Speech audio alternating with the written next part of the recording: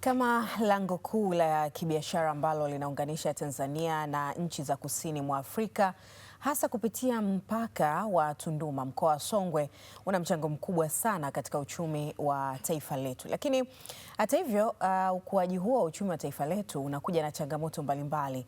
Changamoto za kiusalama, migogoro ya ardhi kwa wakulima, changamoto za foleni kubwa za malori hasa pale katika mpaka wa Tunduma. Lakini pia kuna kuja na hitajio la mifumo thabiti kuelekea Dira ya Taifa ya Maendeleo 2050 katika mkoa wa Songwe. Kufahamu zaidi kuhusu mkoa wa Songwe ambao mwaka huu unatimiza miaka 10 tangu uwe mkoa kamili na namna ambavyo serikali inavyoendelea kutoa hamasa kwa wananchi wa mkoa wa Songwe kuhakikisha usalama wao na kuhakikisha mifumo yao ya kiuchumi imekaa sawa sawia.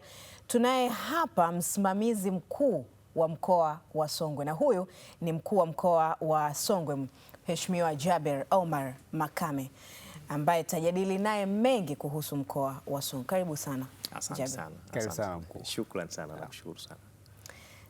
Miaka 10 ya mkoa wa Songwe. Wewe una miaka mingapi pale sasa hivi? Mimi nina mwaka mmoja na miezi kama miwili hivi. Okay. Mkoa wa Songwe kutimiza miaka 10 kwa sasa hivi, tuambie hali ilivyo na mapokeo ya wananchi pia. Kwanza nitumie fursa hii niweze kuwashukuru kuweza kunialika kuja kwenye kipindi hiki kwa ajili ya kuzungumza masuala mbalimbali ya maendeleo katika mkoa wetu wa Songwe, na kama ulivyotangulia kueleza kwamba mkoa wa Songwe unatimiza miaka 10 tangu kuanzishwa kwake. Ulianzishwa mwaka 2016 na ni mkoa wa mwisho kuanzishwa katika nchi yetu ya Tanzania. Kwa hiyo tunasema ni mtoto wa mwisho katika nchi yetu ya Tanzania kwa upande wa mikoa. Lakini tunapotimiza miaka 10 tangu kuanzishwa kwa mkoa wetu wa Songwe, tunajivunia mafanikio makubwa ambayo tumeyapata, kwa sababu kazi ya kwanza au lengo kubwa la kuanzisha maeneo mapya ya kiutawala ni kuweza kuharakisha maendeleo. Ndio lengo kubwa kabisa, na kipindi kile mkoa wa Mbeya ulikuwa ni mkoa mkubwa sana. Kwa hiyo ilikuwa ni ngumu sana kuweza kuharakisha maendeleo, kusukuma gurudumu la maendeleo katika nyanja mbalimbali, ndio maana serikali iliamua kuongeza mkoa ule. Sasa katika kutimiza lengo hilo, leo hii tunajisikia faraja kwamba kuna kiwango kikubwa cha maendeleo kwenye maeneo ya huduma za kijamii, kwenye sekta ya afya. Kwa mfano, wakati unaanzishwa mkoa kulikuwa hospitali za wilaya hazipo, lakini leo hii katika kipindi cha miaka 10 halmashauri zote za mkoa wa Songwe zimepata hospitali za wilaya. Lakini hali kadhalika tunazungumzia hospitali ya rufaa ya mkoa, nayo pia imejengwa na inafanya kazi.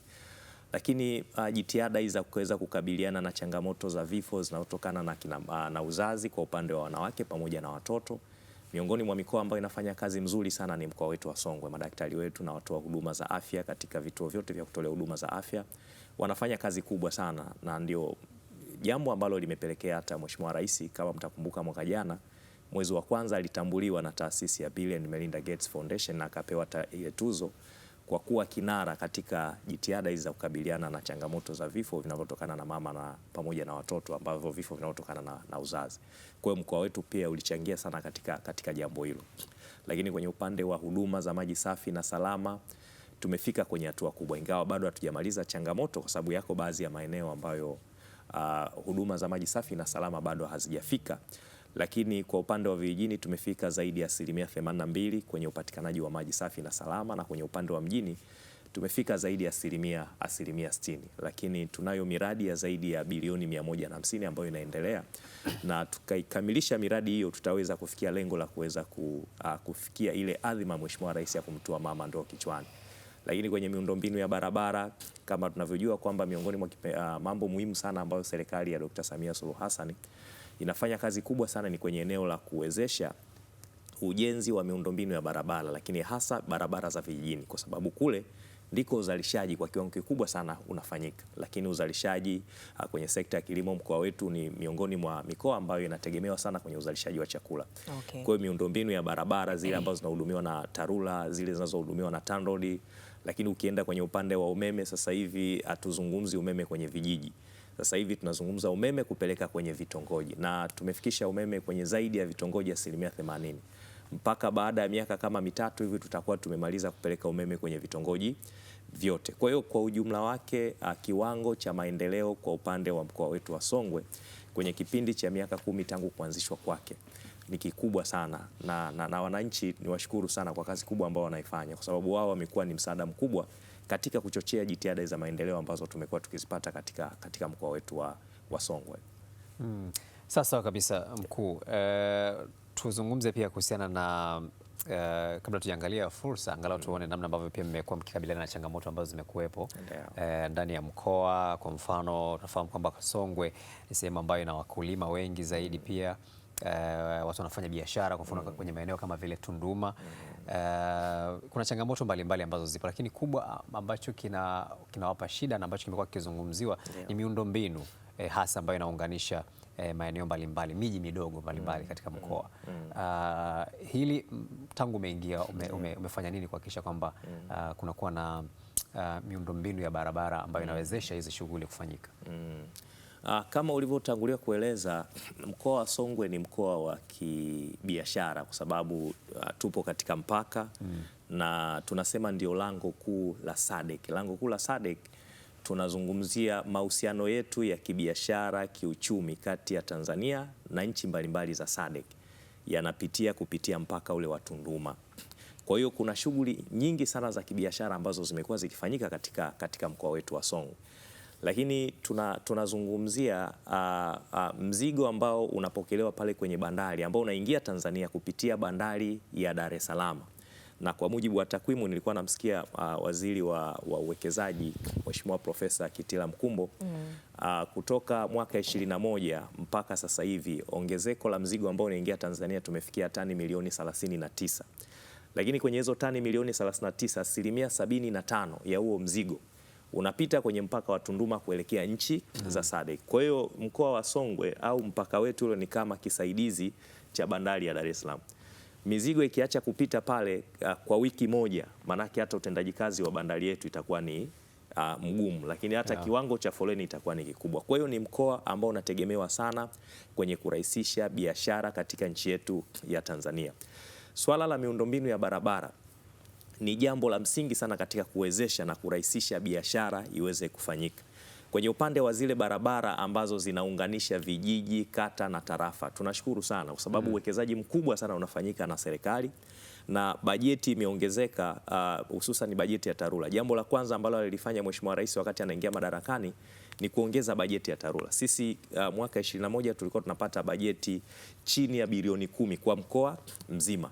Lakini sasa hivi tunazungumzia bajeti ya zaidi ya bilioni 20 ambayo inatengwa. Lengo ni kuweza kuzifungua barabara zetu za mjini, barabara za vijijini ziweze kupitika na kuweza kurahisisha shughuli za usafiri, usafirishaji na shughuli za biashara, lakini hasa usafirishaji wa mazao ya kilimo ambayo yanazalishwa kutoka katika maeneo mbalimbali ya vijiji.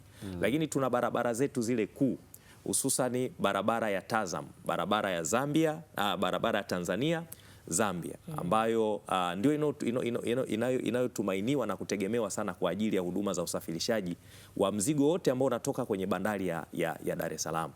Sasa barabara ile imejengwa kwa muda mrefu sana, na sasa hivi kutokana na ongezeko la malori ambayo yamekuwa mengi sana kutokana na ufanisi wa bandari yetu ya Dar es Salaam, barabara ile sasa haikidhi mahitaji. Barabara ni nyembamba sana. Kwa hiyo mpango uliopo sasa hivi wa serikali ni kuweza kuipanua ile barabara kwa njia 4 au ikiwezekana hata njia 6, na tayari ameshapatikana mwekezaji na sasa hivi wapo katika hatua za kufanya stadi ya barabara, kwa sababu tunatarajia kuijenga kwa njia ya ubia kati ya sekta binafsi na sekta ya umma. Kwa hiyo barabara ya kulipia itakuwa barabara nadhani kwa utaratibu wa PPP, manake kutakuwa na utaratibu wa kulipia kama ambavyo barabara zingine zimekuwa zimejengwa. Lakini sasa hilo taarifa rasmi sasa zitatolewa na mamlaka ambazo zinazohusika na utekelezaji wa miradi ya namna hiyo. Kwa hiyo mchakato unaendelea na siku sio nyingi utakamilika ili barabara yetu iweze kuboreshwa ili kuweza kuondoa changamoto. Lakini wakati tunasubiri sasa mpango wa muda mrefu wa kuweza kuondoa hizo changamoto, Mheshimiwa Rais aliidhinisha fedha zaidi ya bilioni 6.8 kwa ajili ya kuanza kufanya upanuzi kwa njia 4 kipande cha barabara cha kilomita 1.6 ambacho ndicho kinachounganisha sasa kwenda moja kwa moja kwenye mpaka wetu kule wa Tunduma, kwa maana wa upande wa Zambia ambako unaitwa Nakonde, na kipande kile cha barabara ifikapo mwezi wa 10 tutakuwa tayari tumeshakikamilisha. Lakini yako maeneo mengine kwa mfano ukipita Mbeya utakuta pale kuna barabara zinaendelea kujengwa, lakini huko ukarabati wa mara kwa mara ambao umekuwa ukifanyika wa ile barabara, na sasa hivi foleni imepungua kwa kiwango kikubwa sana. Miaka 5 iliyopita ilikuwa haipiti wiki hujasikia mgomo wa madereva pale Tunduma. Lakini sasa hivi changamoto ya foleni imepungua kwa kiwango kikubwa sana kutokana na hatua ambazo tumekuwa tukizifanya ambazo zinahusisha mahusiano ya kidiplomasia. Mheshimiwa Rais mara kadhaa sana kumekuwa na mahusiano ziara za kidiplomasia kati ya Rais wa Zambia pamoja na Rais wetu wa Tanzania, wanakaa wanazungumza kwa ajili ya kuondoa vile vikwazo vidogo vidogo. Lakini sisi wenyewe katika mkoa tunakaa na kuweza kuhimiza na kusimamia utendaji kazi wa wataalamu wetu ambao wanapatikana katika mpaka, na wamekuwa wakifanya kazi nzuri sana, wenzetu wa TRA, lakini jeshi la polisi pamoja na taasisi zote ambazo zinazohusika kuhudumia watumiaji wetu wa ule mpaka wamekuwa wakifanya kazi kwa ufanisi, na ndio maana wamekuwa wakirahisisha sana kupunguza foleni kwa kiwango kikubwa, wakati tunasubiri hizi hatua za muda mrefu ambazo serikali inaendelea kuzichukua. Mambo mengine natazama pia ni masuala ya kiutaratibu, zile process za forodha na ukaguzi pale mpakani kwa maafisa upande wa Tanzania na Zambia. Inaonekana kunakuwa na michakato mirefu kidogo. Umefanya nini kuhakikisha kwamba inakuwa ni sehemu ambayo ukaguzi hauchukui muda mrefu?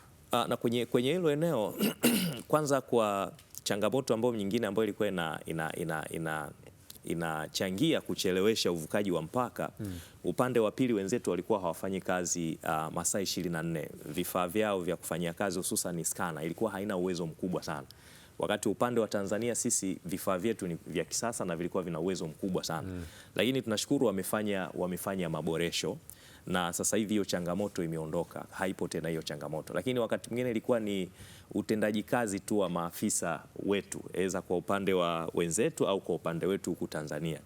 Lakini kama nilivyosema kwamba tumekuwa tukifanya vikao vya kukaa na watumishi na watendaji na kuwaambia nini serikali inatarajia kutoka kwao, ili waweze kusaidia utendaji kazi wa kituo chetu kile cha pamoja ambacho ni muhimu sana kwa ajili ya uchumi wetu, ambacho ni muhimu sana kwa ajili ya ufanisi wa bandari yetu ya Dar es Salaam. Kwa hiyo niwashukuru kwamba wamekuwa wakibadilika na wamekuwa wakifanya kazi kwa jitihada kubwa, lakini wamekuwa wakijituma. Lakini zile changamoto ndogo ndogo ambazo zilikuwepo kipindi kilichopita sasa hivi kwa kiasi kikubwa sana zimeondoka. Lakini tumekuwa tukifanya vikao vya ujirani mwema kati ya mikoa ya jirani kwa upande wa Zambia, lakini pamoja na sisi kama mkoa wa Songwe. Kwa hiyo tunakaa vikao vya ujirani mwema kwa ajili ya kujadiliana na kutatua zile changamoto ndogo ndogo ambazo zinatokana tu na utendaji wa kila siku wa maafisa wetu. Eza wawe maafisa kutoka Tanzania au maafisa kutoka Zambia. Kwa hiyo tunakaa, tunazungumza, tunatatua changamoto. Kwa hiyo kwa njia hiyo tumekuwa tukirahisisha sana utendaji kazi wa kituo chetu kile cha pamoja. Na ndio maana tunasema sasa hivi foleni imepungua kwa zaidi ya 80% kutokana tuna hizo shughuli za kila siku ambazo tumekuwa tukizifanya. Sawa kabisa. Na tukisalia hapo kwenye mpaka wa Tunduma mkuu, ukiacha foleni tu, adha nyingine ni kwa madereva.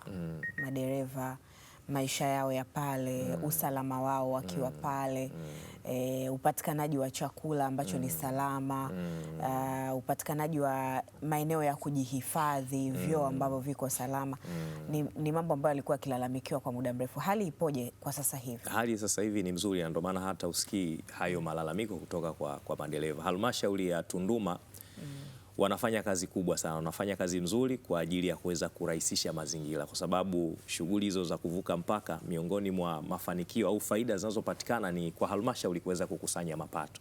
Sasa wakati wote tumekuwa tukisisitiza kwa halmashauri zetu kwamba mapato tunayowakusanya ni kwa ajili ya kurejesha huduma kwa wale wananchi wenzetu ambao tunaowahudumia. Kwa hiyo wamekuwa wakifanya kazi kubwa halmashauri ya Tunduma kuweza kurahisisha hayo mazingira ya kuweza kutoa huduma na kupatikana zile facilities ambazo zinaweza zikawasaidia madereva kuweza kupata zile huduma za msingi zinazostahili.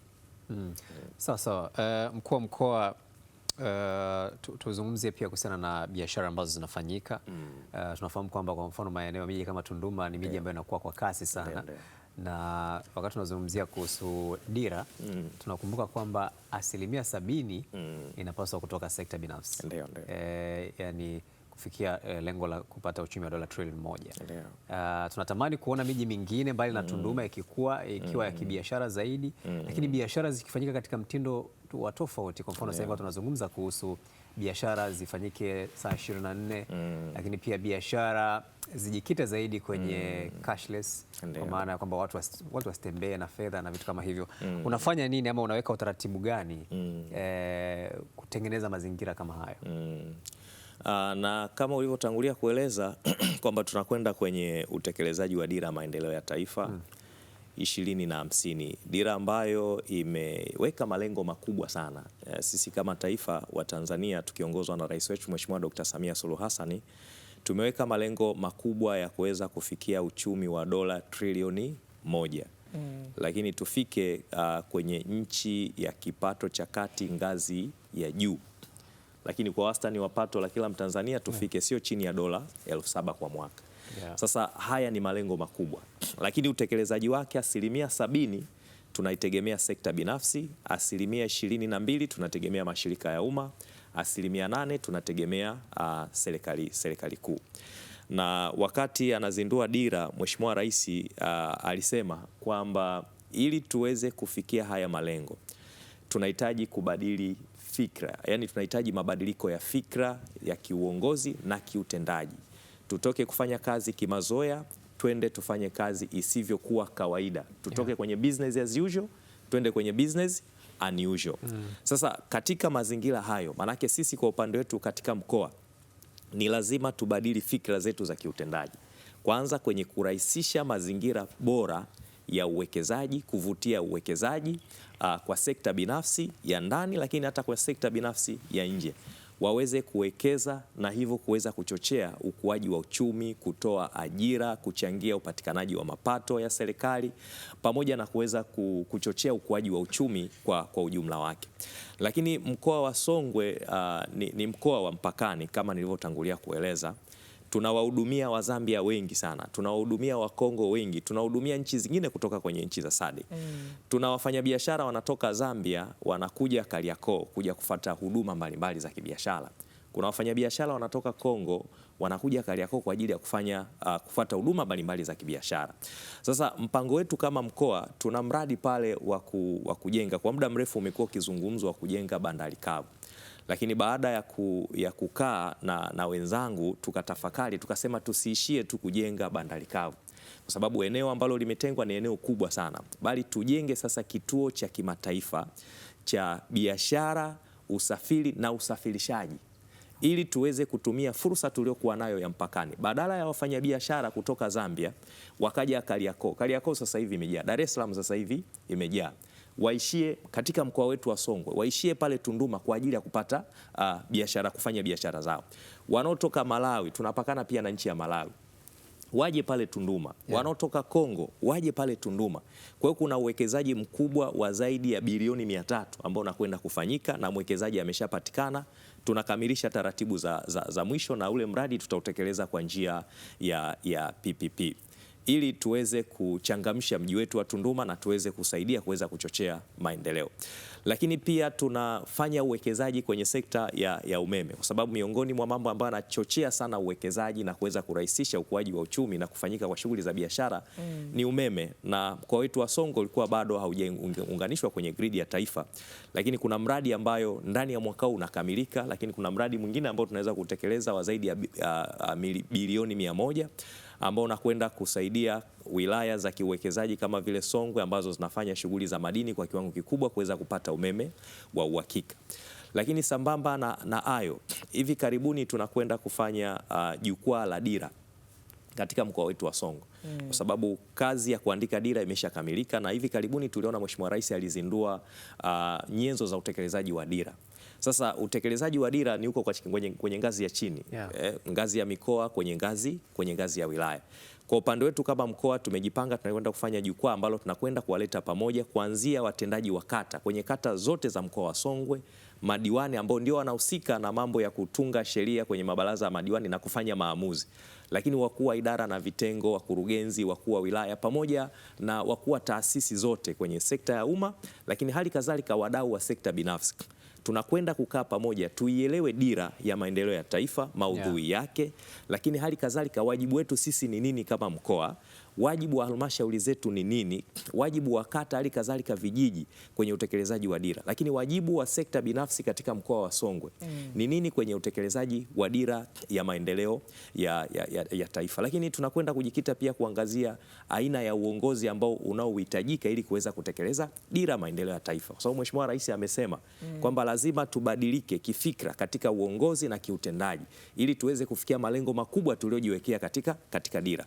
Sasa ili tuweze kufikia hayo malengo makubwa, hatuwezi kuwa na utendaji wa kawaida ambao tumeuzoea kama tumekuwa tukifanya wakati wote.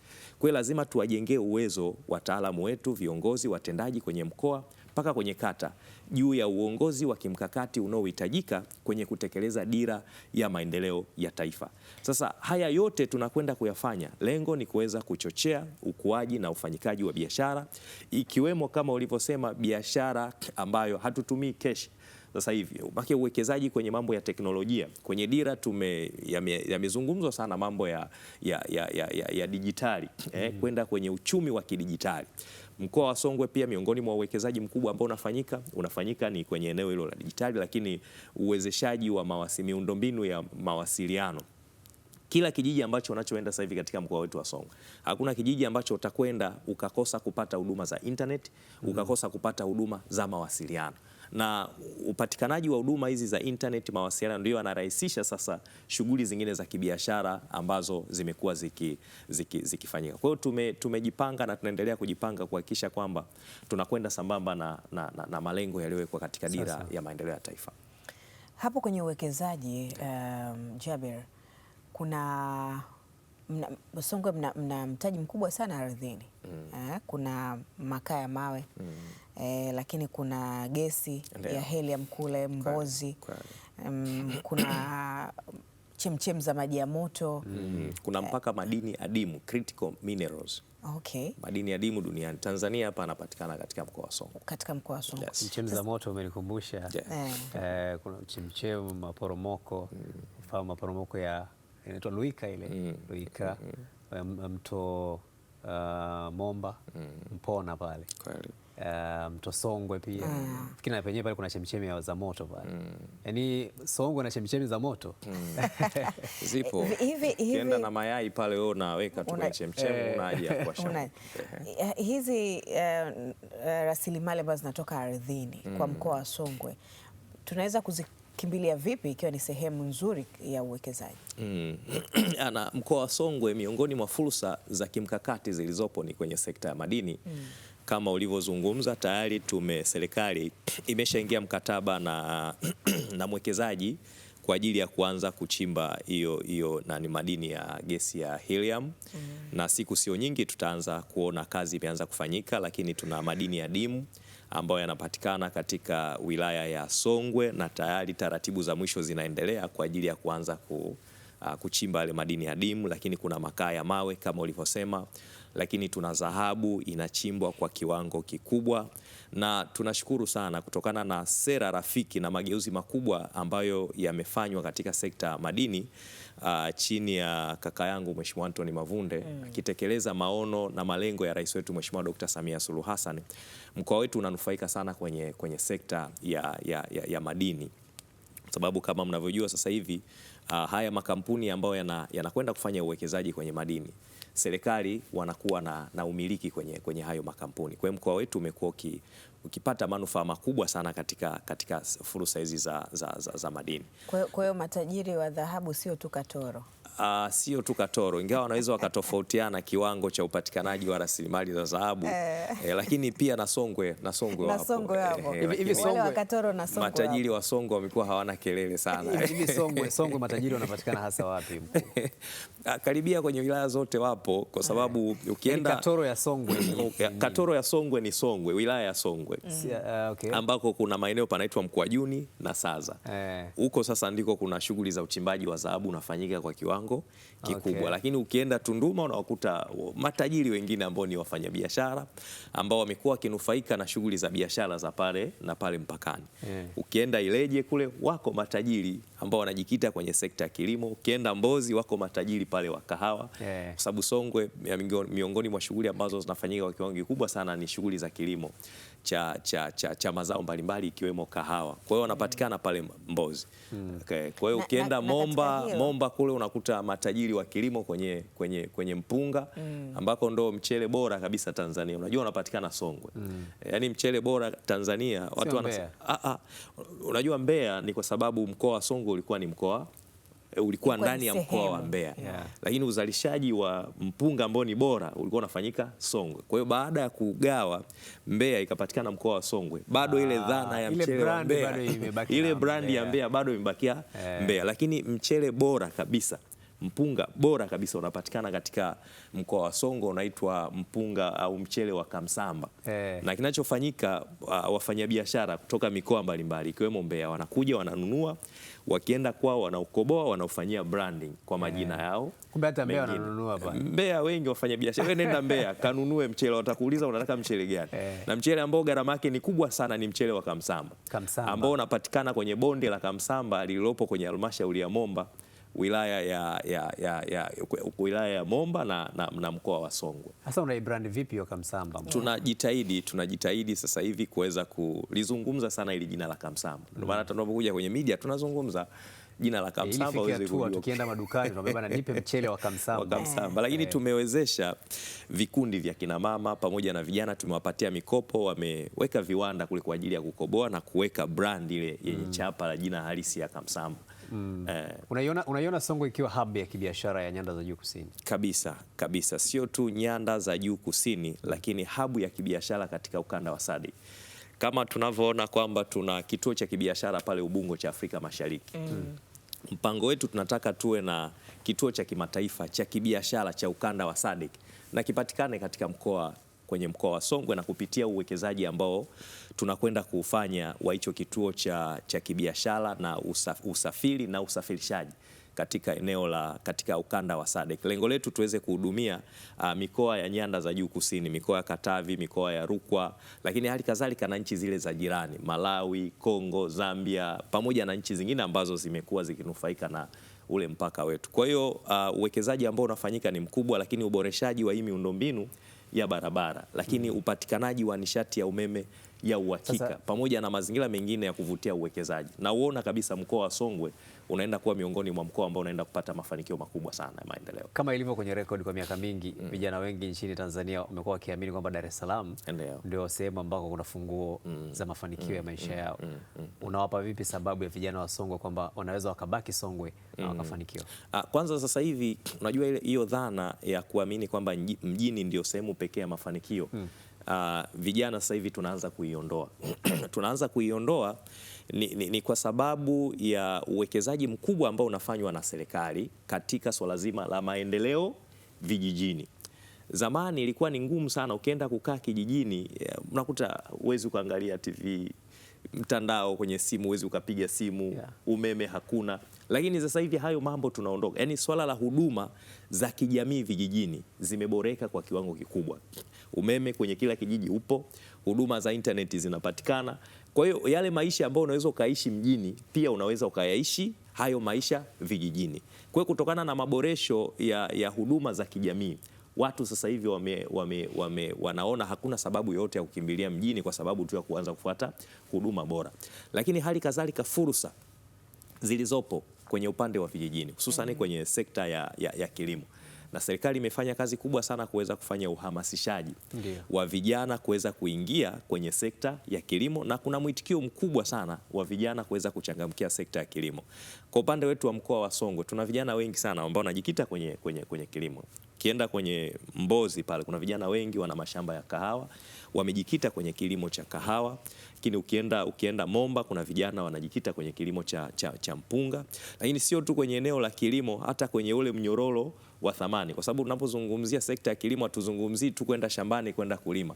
Fursa zote zinazopatikana kwenye mnyororo wa thamani, kuanzia uzalishaji wa mbegu, lakini uzalishaji wa miche, wale wanaohusika na uzalishaji wa mazao ya kilimo, kuongeza thamani, kufanya biashara ya mazao, usafiri na usafirishaji. Kwa hiyo vijana wengi wamejikita na bado wanaishi vijijini kutokana na fursa kubwa ambazo zinapatikana katika maeneo ya vijijini.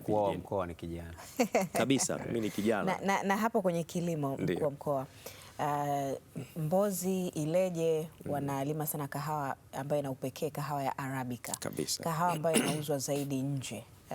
Kule Japan, ni kahawa ambayo inauzwa pia Marekani, wanaichukua kahawa hiyo kutoka. Sasa utayari wa wakulima na mwitikio wao wa kuongeza nguvu katika ukulima wa kahawa ili kutoa kahawa iliyo bora na kuongeza zaidi soko la kimataifa.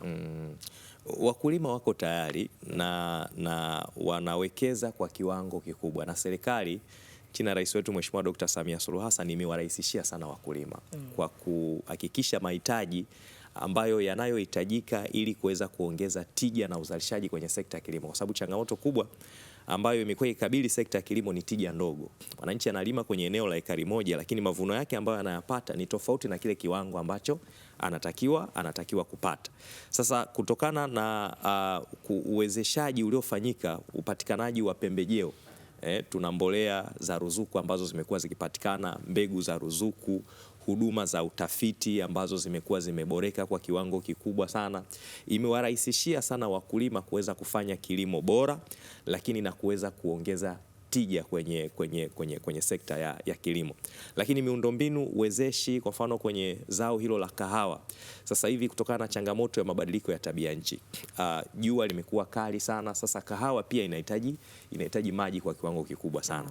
Tumekuwa tukichimba mabwawa, serikali imekuwa ikichimba mabwawa kwa ajili ya kuwarahisishia wakulima kuweza kumwagilia zile kahawa zao, lakini tumekuwa tukishirikiana na sekta binafsi kuweza kutengeneza hiyo miundombinu ya umwagiliaji ili kuweza kuwasaidia wakulima waweze kufanya kilimo kile cha umwagiliaji. Lakini kutokana na jitihada ambazo zimekuwa zikifanyika na serikali kuwezesha upatikanaji wa masoko, zao la kahawa mwaka huu limekuwa na tija kubwa sana.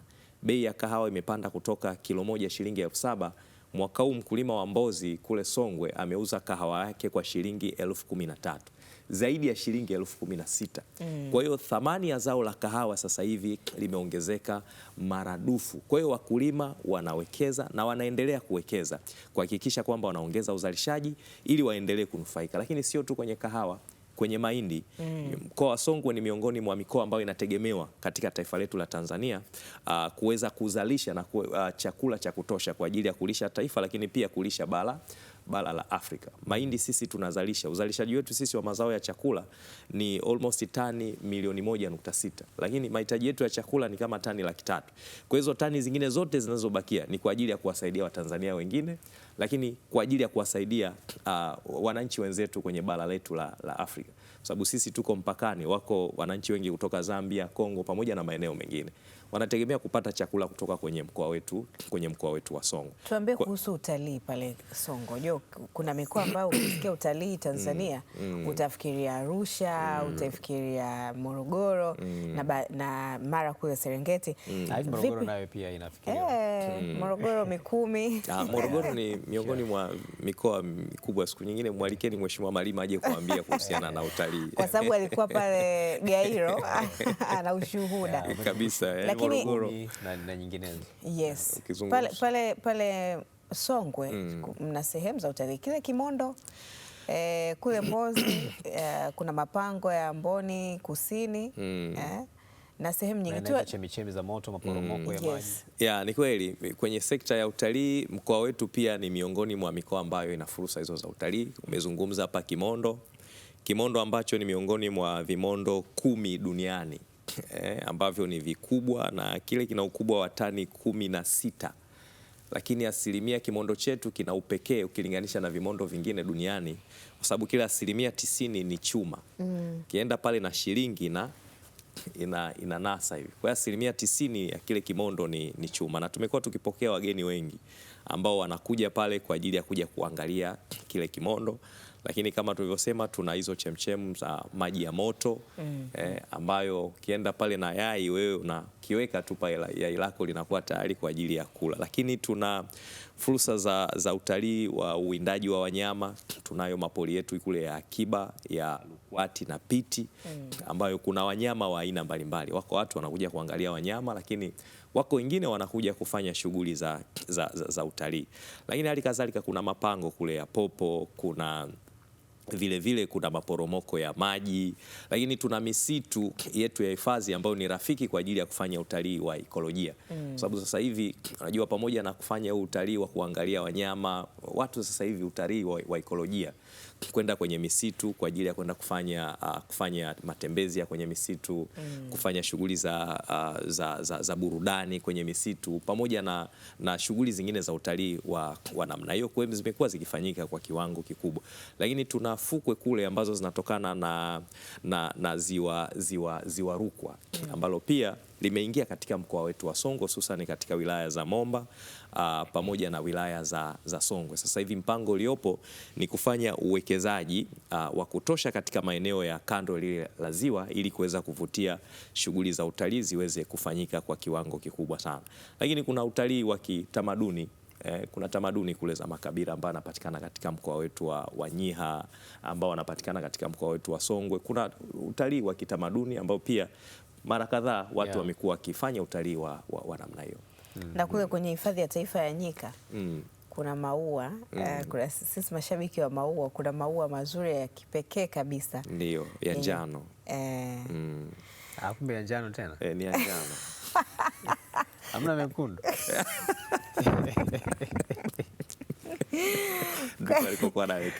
Kwa nini rangi? Kwa nini rangi? Hapo ndo kwenye nani? Sasa tuambie pia kuhusu, ndugu yangu pale aligusia kuhusu vijana, lakini tuambie kuhusu wanawake mkoa wa Songwe. Ndio. Tunafahamu kuwa wanawake ni sehemu ya maisha, sehemu ya uchumi na taifa lina tunawategemea kwa mengi. Nimekuona wakati nataka kuzungumzia utegemezi wetu. Sana. Niweke hivyo, wanawake wa Songwe mnawategemea vipi kiuchumi? Na wanawake ni kundi muhimu sana kama ulivyozungumza, lakini halikadhalika vijana, yani kwa kila kundi tunalitegemea, kila kundi lina mchango wake, na takwimu sasa hivi 51% ni wanawake. Kwa hiyo wanawake ni wengi, lakini kwa upande wa vijana Tanzania kama ilivyokuwa nchi zingine, tuna kundi kubwa sana la vijana. Tunazungumzia karibia 70% ya Watanzania ni watu walioko chini ya umri wa miaka 35, na serikali kwa kutambua kwamba tuna kundi kubwa sana la vijana ukilinganisha na makundi mengine, imewekeza vya kutosha sana katika kutengeneza fursa kwa vijana. Ukianzia kwenye fursa za kisiasa, kuna uwakilishi wa kutosha kwenye vyombo vya maamuzi. Kama mlivyosema, mimi mwenyewe ninaozungumza hapa ni kijana na siko peke yangu. Ukienda kwenye wakuu wa mikoa wako vijana wengi, ukienda kwenye wakuu wa wilaya, tuna wakuu wa wilaya wengi sana ambao ni vijana. Lakini ukienda kwenye taasisi na mashirika mbalimbali ya serikali kuna vijana wengi sana ambao wamepewa nafasi ya kuweza kuongoza mashirika hayo na wamekuwa wakifanya kazi vizuri. Lakini ukiangalia hata baraza la mawaziri, kwa tafsiri ile ya kijana chini ya umri wa miaka 35, unaweza ukasema yawezekana wakawa ni wachache, lakini kwa tafsiri ya kijana ile ya kijamii, mtu ukimwangalia unamuona huyu ni kijana. Tuna vijana wengi sana kwenye baraza la mawaziri. Hiyo inaonyesha ni nia na dhamira na imani ambayo rais wetu Mheshimiwa Dr. Samia Suluhu Hassan anayo kwa vijana wa Tanzania kuweza kushika hatamu ya kuweza kuongoza nchi yetu na kuweza kuchangia katika maendeleo. Lakini ziko fursa za kiuchumi, kwa sababu changamoto kubwa ambazo zinawakabili vijana sasa hivi ni changamoto za ajira, upatikanaji wa mitaji kwa ajili ya kuwekeza kwenye maeneo mbalimbali na kuweza kukuza vipato vyao. Serikali inafanya kazi kubwa sana kuwezesha vijana. Kama mmekuwa mkisikia kwamba kuna fursa za utoaji wa mikopo ile ya 10%, lakini sasa hivi Mheshimiwa Rais alielekeza kwamba tuongeze kutoka 10% ifike 15%, kwa maana ya 10% kwa ajili ya kutoa mikopo kwa vijana, kwa wanawake, lakini 5% twende tukaboreshe maeneo ya kufanyia biashara, masoko, ili wafanye biashara katika mazingira ambayo yalikuwa ni bora. Na sisi kwenye mkoa wetu zaidi ya bilioni 10 kwa mwaka tunatoa mikopo kwa ajili ya vijana, wanawake na watu wenye ulemavu. Lakini ziko fursa zingine ambazo zinatolewa na serikali kuu kupitia mifuko mbalimbali. Kama mnavyokumbuka kwamba hivi karibuni Mheshimiwa Rais alitoa zile bilioni 200 ambazo zilisambazwa kwenye sekta mbalimbali, kwenye sekta ya kilimo, kwenye wizara, ofisi ya Rais, maendeleo ya vijana, kwenye madini, kwenye uvuvi, pamoja na maeneo mengine. Vijana wa mkoa wa Songwe wamekuwa kinufaika na hizo fursa ambazo zimekuwa zikitolewa na serikali. Lakini kwenye sekta ya madini, kwa sababu nimewaambieni mkoa wa Songwe ni mkoa ambao una fursa kubwa sana kwenye sekta ya madini. Tuna wilaya ya Songwe ambao uchimbaji wa dhahabu unafanyika kwa kiwango kikubwa sana. Serikali imewekeza vya kutosha kwa kuwawezesha vijana kupata maeneo ya uchimbaji. Tuna leseni zaidi ya 130 hivi karibuni zimetolewa kwa vikundi vya wachimbaji wadogo ambao asilimia kubwa ni vijana, na hizo leseni 100 zaidi ya 130 kwenye kila leseni moja, maana tunazungumzia vijana kati ya 5 mpaka 15 ambao wanachimba. Kwa hiyo tunazungumzia zaidi ya vijana, karibia zaidi ya vijana 10,000 wananufaika na shughuli za uchimbaji. Lakini ukiachilia mbali kwenye fursa hizo ambazo tumezungumza, changamoto nyingine ni upatikanaji wa taarifa.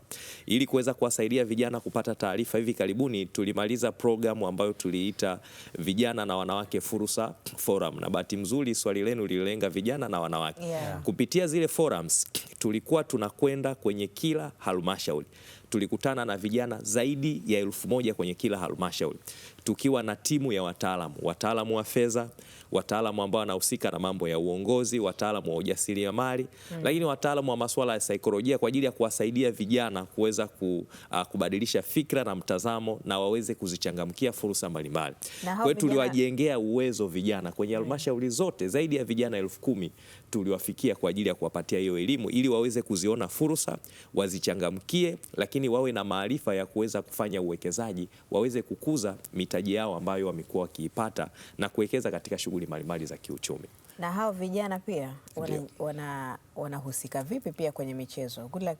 Na vipaji mbalimbali vingine. Yes, na vipaji mbalimbali vingine. Nataka tusikie sasa Songwe na yenyewe ikitoa wasanii maarufu, wachezaji maarufu. Tunao sio tu vikundi vya ngoma.